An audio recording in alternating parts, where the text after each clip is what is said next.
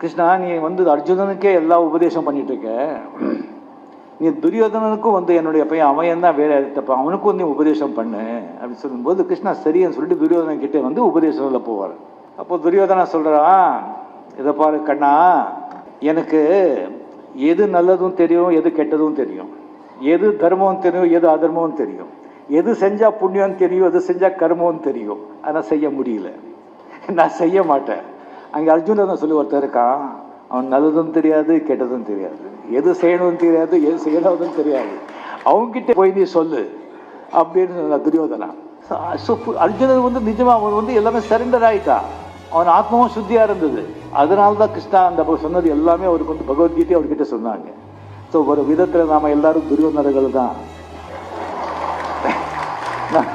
நமக்கு தெரியும் எது நல்லது செய்யணும், எது கெட்டது செய்யணும் சொல்லி, ஆனால் செய்ய மாட்டோம்.